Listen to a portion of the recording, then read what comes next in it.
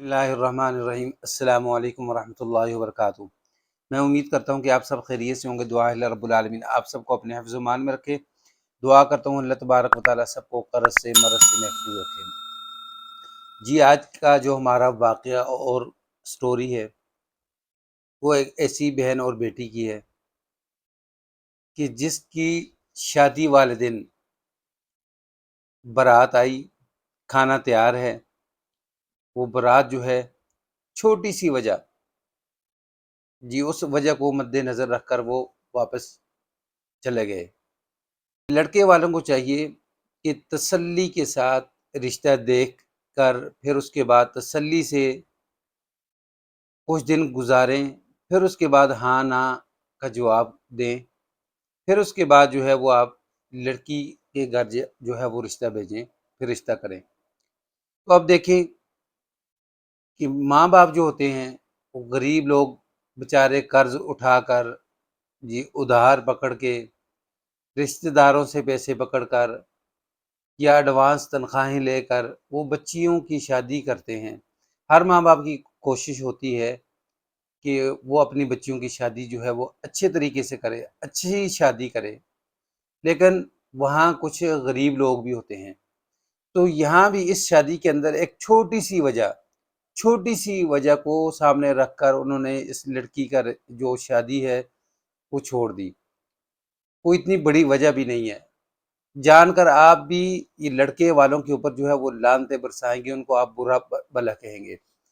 ये अब लड़की कहती है कि सबसे पहले तो मेरे वालिद ने जो है वो तकरीबन 6-7 लाख रुपए जो है वो कर्ज लिया शादी के लिए।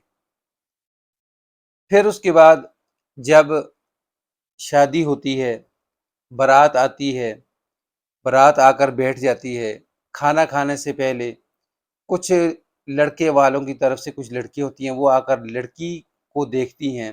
तो छोटी सी वजह होती है, तो वो आकर ये सारा मामला जो है वो ख़राब करके बर्बाद करके चले जाती हैं। वो कहती कि मेरे वालिद ने कर्ज़ा उठाया। फिर जब ये शादी जो है वो ख़त्म हुई, बर्बाद हुई, तो मेरे वालिद को तकलीफ़ हुई, तो वो बर्दाश्त न कर सके, तो वो बीमार हो गए। मज़ीद फिर कर्ज़ा लेना पड़ा उनकी बीमारी के लिए।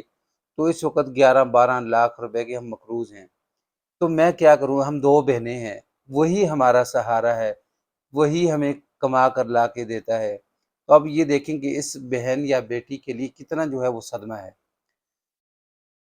तो वजह जो है वो कोई इतनी बड़ी वजह नहीं थी।